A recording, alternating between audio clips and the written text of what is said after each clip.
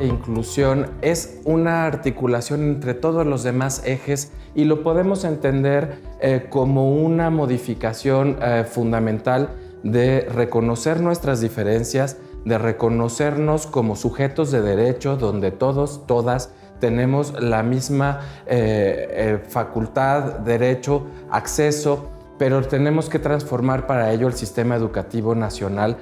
Es entonces una transformación que la nueva escuela mexicana está promoviendo para que los docentes, las familias, pero sobre todo poniendo al centro a las y a los estudiantes, participen en construir esos conocimientos y podamos identificar cuáles son aquellas condicionantes que puedan convertirse en barreras para los aprendizajes, para la participación y entonces desarrollar estrategias para erradicarlas. La inclusión, la equidad son muy importantes en la nueva escuela mexicana y en las propuestas de metodologías de enseñanza y de aprendizaje porque nos dan la posibilidad de atender a toda niña, a todo niño, entendiendo sus distintos ritmos de aprendizaje, estilos de aprendizaje, la articulación de diversas inteligencias que conviven también en esos procesos, pero sobre todo porque nos da la posibilidad de romper con la idea de una homogeneidad del estudiantado al cual muchas veces se dirige un docente pensando que todas, que todos vamos a aprender de la misma manera escuchando los mismos elementos. Y es importante porque al romper con esa visión homogénea empezamos a identificar los intereses, las particularidades, las condicionantes de cada una de nuestras situaciones. Implica atender muchos retos de naturaleza socioeconómica, cultural, lingüística, inclusive de cuestiones religiosas o de identidad personal, sexual, de género, que vienen a ser parte de la convivencia en el aula. Es importante porque si atendemos entonces, reconocemos esas diversidades y las convertimos en una forma de aprender desde y para la diversidad, podemos entonces abrir ese espacio a la participación y a los aprendizajes. Estamos abriendo un espacio para que se manifieste, para que se pueda desarrollar integralmente una persona con todo ese contexto que forma parte innegablemente de los procesos dentro de la escuela. Y eso lo hacen ya las maestras, los maestros. Tienen múltiples estrategias. Podemos trabajar con los estudiantes en la inclusión a partir de crear en el aula, en la escuela, en las comunidades, ejemplos de cómo trabajar esa diversidad como un factor de riqueza y de aprendizaje y de esos diálogos. Se trabaja a partir de abrir nuevos espacios para que manifiesten como a ellos les está llegando la información y lo están aprendiendo, el resultado de los procesos que estamos haciendo. Entonces, es importante, especialmente en educación básica, que podamos dar suficientes espacios para que quien tiene una posibilidad de expresar oralmente las cosas lo hagan. Si es por medio de alguna herramienta audiovisual, puedan hacerlo. Si son lecturas y si es alguna cuestión escrita que les facilite entenderlo y expresarlo, también lo hagan. Pero es abrir un poco ese espacio para que los distintos estudiantes vean que sus compañeras, que sus compañeros tienen otras formas de aproximarse a esos aprendizajes, entender cuáles son las estrategias que les son más útiles a cada una, a cada uno, y también compartir con ellos qué otras herramientas les pudieran llegar a ser útiles. Es una mirada territorial en donde también se reconoce que las familias y las comunidades son parte de esa comunidad de aprendizaje y que entonces podemos traer otros elementos de dentro fuera del aula que nos están aportando a esa posibilidad de construir mayores, de compartir saberes, de construir conocimientos y de romper de nuevo con esta mirada homogénea de una transmisión lineal de saberes y de conocimientos. Aquí es importante hablar de nuevo de las barreras para el aprendizaje y la participación. Quien no se siente bienvenido, quien no se siente respetado, quien en el aula está siendo estigmatizado o tratado con ciertos estereotipos, frecuentemente va a ir cerrando el espacio de participación, va a ir dejando de aportar a ese colectivo, pero va a ir dejando también de aprovechar esas posibilidades de conocimiento.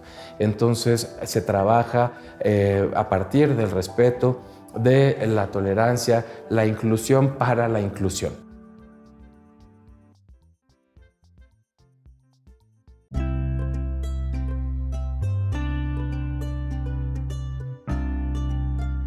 Gracias a la Secretaría de Educación Pública por convocarme para hablar sobre el eje articulador del pensamiento crítico, que es un elemento sumamente importante, como todos los que conforman la estructura de esta propuesta, para la nueva educación que queremos cambiar.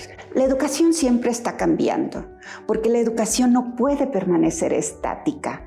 No podemos repetir cómo pensamos la educación como proyecto. La educación es un proyecto y es político-académico. ¿Por qué es político? Pues porque se refiere a la polis, y un pensamiento crítico ayuda a vivir en la polis. Y vivir en la polis es vivir en sociedad. Y sobre todo como queremos en una sociedad democrática. El pensamiento crítico no son ideas en el aire. Son acciones que necesitan pensarse, calibrarse, informarse, interrogar, argumentar, dialogar con el otro que piensa incluso diferente a mí, porque incluso la base del pensamiento crítico es la aceptación del otro que es diferente. Yo misma soy diferente y todos pensamos diferente. El pensamiento crítico es una capacidad de escucha y una capacidad de diálogo.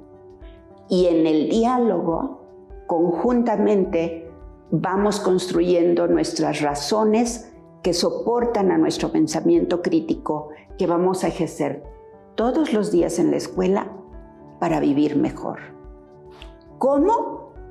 Ejerciendo, y ahí entra el papel del maestro, acompañando a sus estudiantes según sus niveles educativos, según los lenguajes apropiados para acercarnos a dialogar a través del vínculo pedagógico con nuestros estudiantes, ellas y ellos, jóvenes, niños, niñas, dialogando con las familias. La pandemia nos acercó a las familias y las familias se acercaron a la escuela y ya se está construyendo ese vínculo pedagógico que no nada más es el vínculo entre el maestro y el alumno, es el vínculo social entre todos los que participamos en los procesos educativos. ¿Cómo? Fomentando la capacidad de buscar información. Y ahí los maestros van a ejercer su capacidad de juicio crítico para llegar la información a sus estudiantes según los niveles, según los campos formativos que estén trabajando. Y en esos campos formativos y sus contenidos están atravesando los 7 ejes articuladores. Pensamiento crítico es uno de ellos, pero los ejes van agarrados de la mano, atravesando los contenidos y dándole sentido y significado que los propios niños, con sus voces, le quieren otorgar. Y ahí está el maestro con su capacidad de juicio, con su capacidad de acompañamiento. Todas estas son prácticas del ejercicio del pensamiento crítico. El pensamiento crítico es actuación, es entrar en acciones con capacidad de juicio, con argumentación, con construcción de preguntas, de interrogantes. Y esas preguntas nos van a llevar a decidir qué contenidos vamos a poner el día de hoy en la práctica escolar, con qué contenidos, con pensamiento crítico, vamos a construir los proyectos escolares.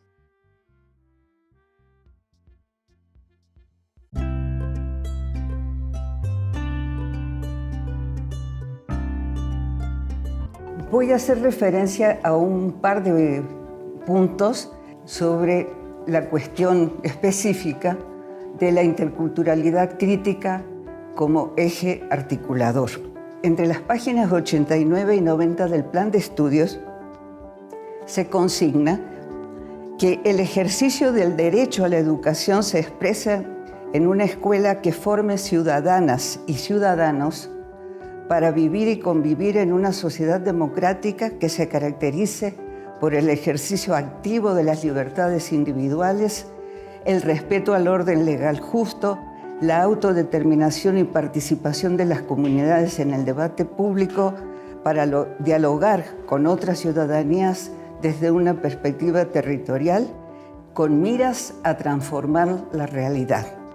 Y también se consigna respecto del papel de los ejes articuladores que la confluencia entre los ejes articuladores y los contenidos conforman un núcleo integrador del trabajo didáctico. En ese contexto, el eje articulador de la interculturalidad crítica propicia una transformación de la manera como se tratan las particularidades socioculturales en la sociedad y en la escuela. Es importante entender primero lo que es la educación intercultural. Y la educación intercultural no debe ser vista como un agregado a los contenidos del plan de estudio. O sea, es más una cuestión de concepción y de forma que de contenidos sobre la interculturalidad. Es una concepción de la educación que parte del reconocimiento de la diversidad sociocultural del país y de los derechos establecidos en la Constitución Nacional y en varias leyes específicas. Desde ese campo se han realizado contribuciones pedagógicas y didácticas importantes.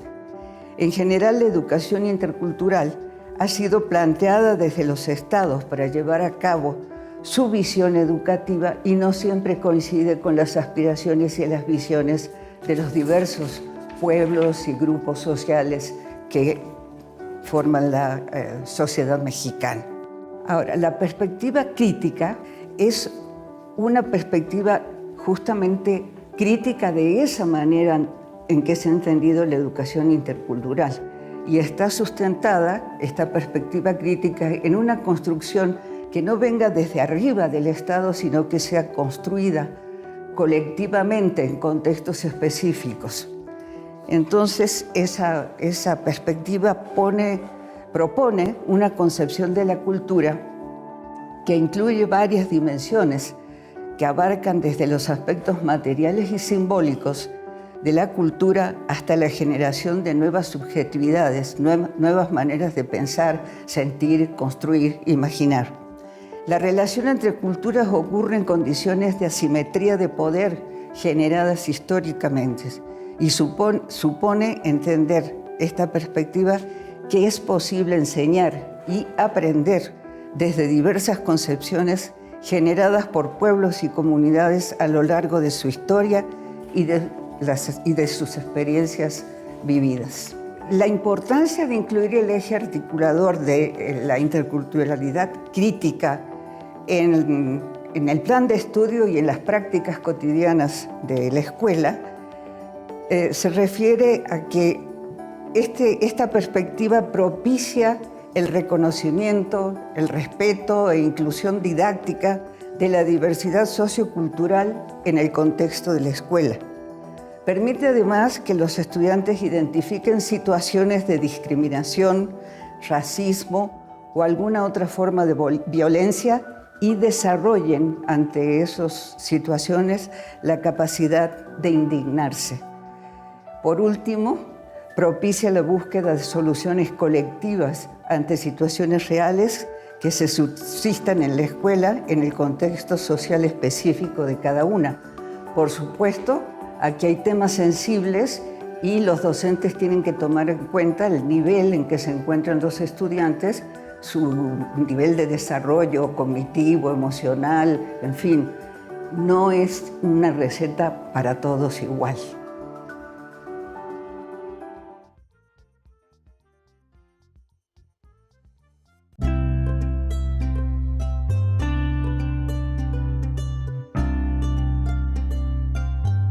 El eje articulador en materia de igualdad de género en la nueva escuela mexicana es una oportunidad para transformar.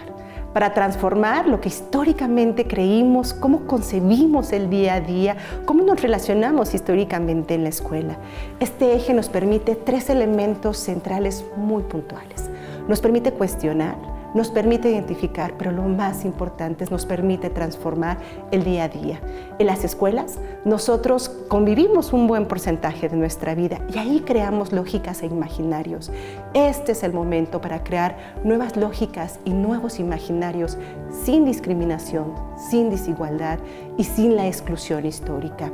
Hoy tenemos que cambiar para que la violencia no sea un eje rector, para que transformemos esos estereotipos, esos roles desde la escuela, para pensar que no existen tareas asignadas para niños y para niñas, que todos tenemos un rol fundamental en la sociedad donde podemos convivir de una manera más sana, donde el tema del cuidado a los otros, pero también del cuidado a sí mismo, se transforma por relaciones más igualitarias y transformadoras.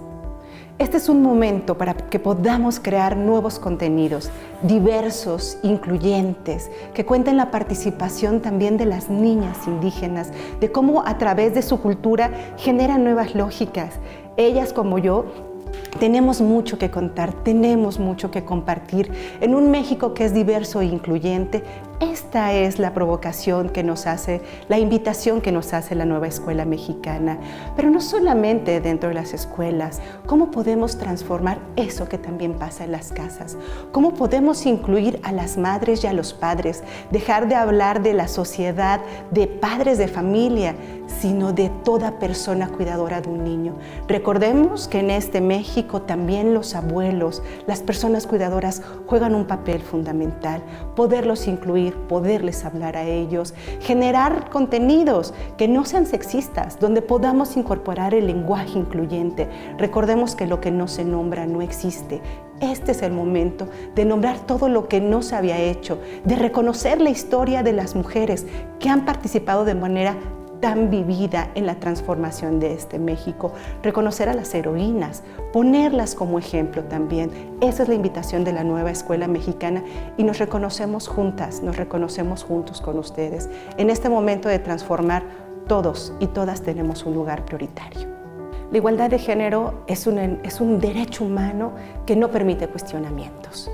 La nueva escuela mexicana tiene como centro el derecho humano a la igualdad entre mujeres y hombres, al reconocimiento de la diversidad sexual, al reconocimiento de sabernos diferentes, pero iguales en derechos. Hoy lo que necesitamos es transformar, es generar nuevas lógicas en los contenidos, en la forma de enseñar, pero sobre todo en la forma de aprender. Pensar cómo a los niños y a las niñas, a los adolescentes, les podemos compartir nuevas enseñanzas, nuevos contenidos, nuevos ejemplos, donde el paradigma sea una sociedad igualitaria y transformadora. Esa es la invitación, pero sobre todo ese es el reto que tenemos, nuevos contenidos donde la igualdad sea el centro.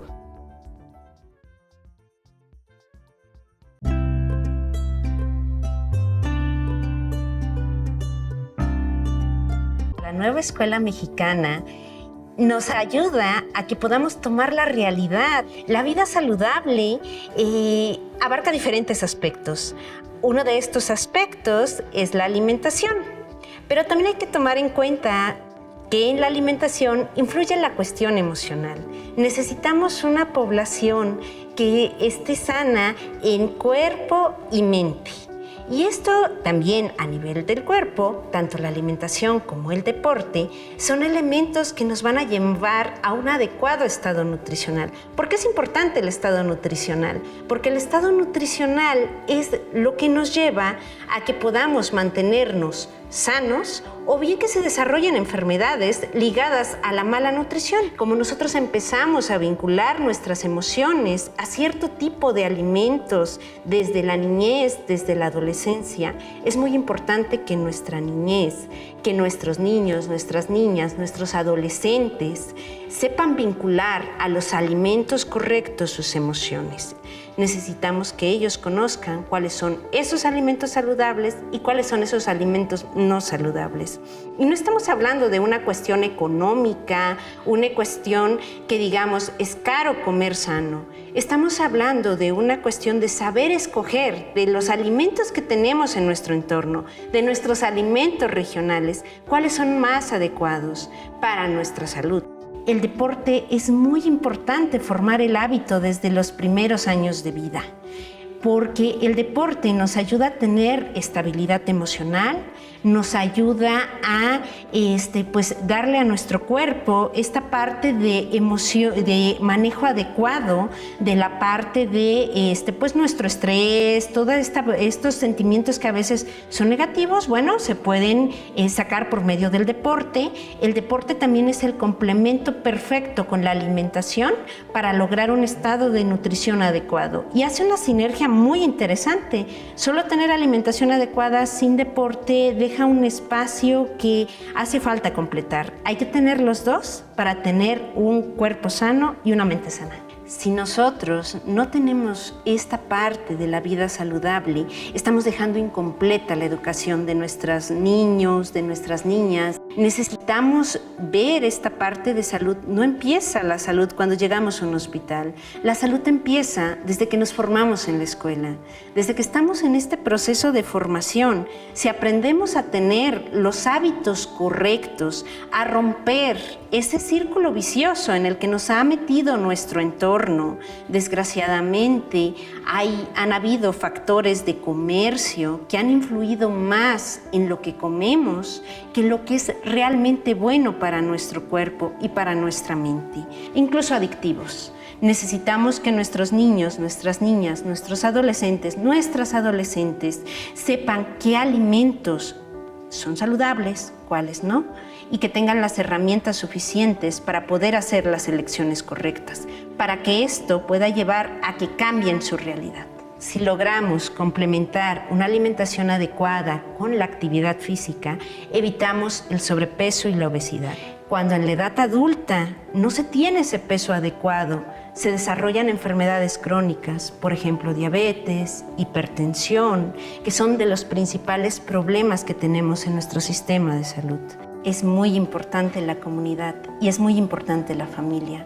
De hecho, la familia es la que nos inculca nuestros primeros hábitos, pero si en la escuela podemos darles a adolescentes y a niños y a niñas, les podemos dar las herramientas para que a su familia lleven esta nueva información de qué es saludable y qué no es saludable, esto puede llevar a romper círculos viciosos. Necesitamos una niñez, una adolescencia saludable para poder tener mexicanos y mexicanas que puedan contribuir al desarrollo de nuestro país.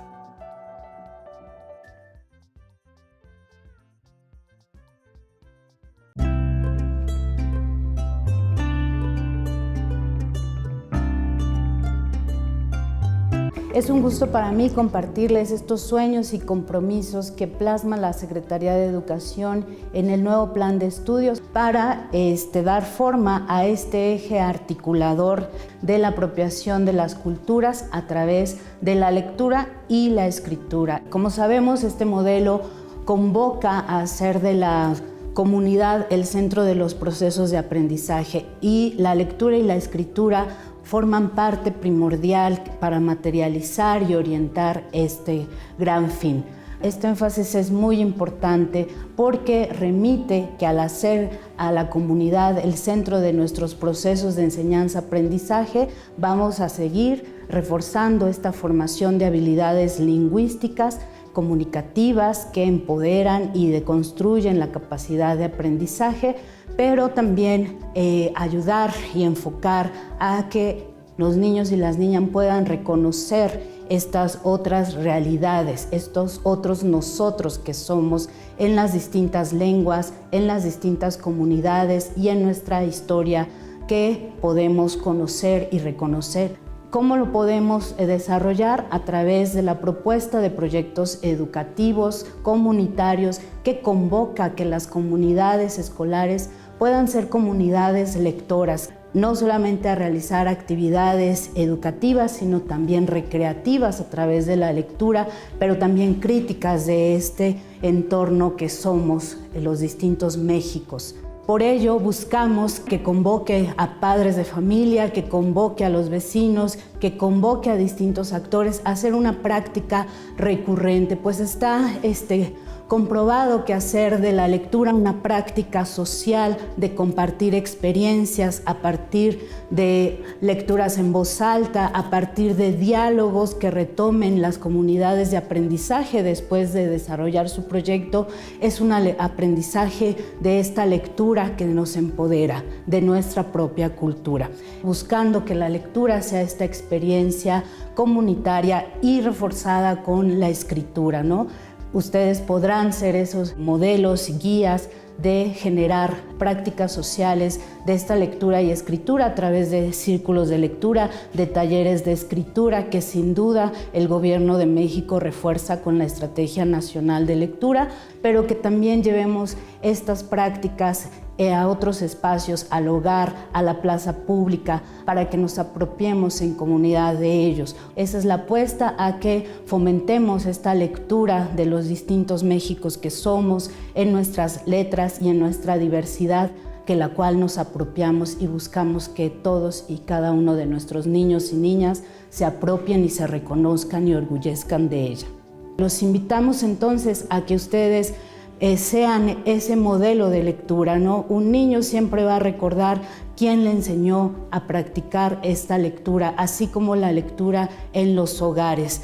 Necesitamos entonces de su gran apoyo para favorecer este eje articulador. Todos nosotros estamos aprendiendo y aprendemos juntos con ustedes. Muchísimas gracias.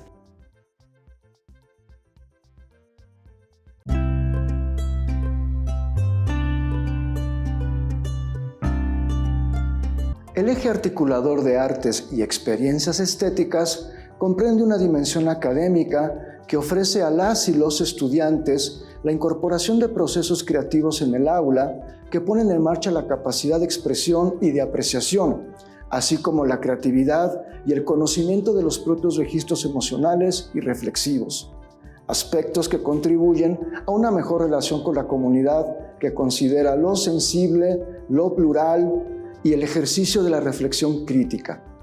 Este eje articulador busca que en los procesos de enseñanza y aprendizaje de los diferentes campos formativos se recupere la exploración sensible del mundo y se reconozca el valor formativo de las artes.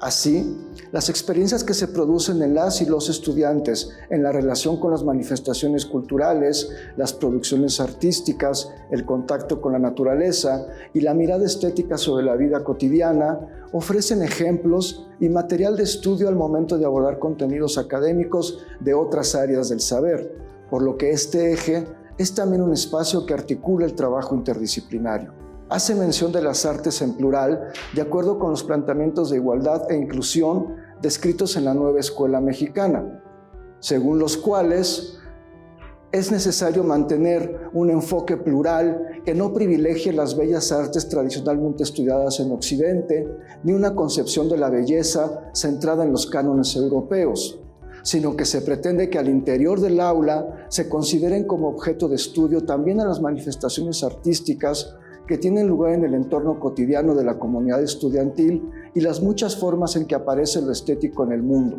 Asimismo, se habla de experiencias estéticas porque se contemplan, además de las artes, las vivencias de las y los estudiantes en relación a su entorno cultural, así como a los elementos estéticos presentes en su vida cotidiana.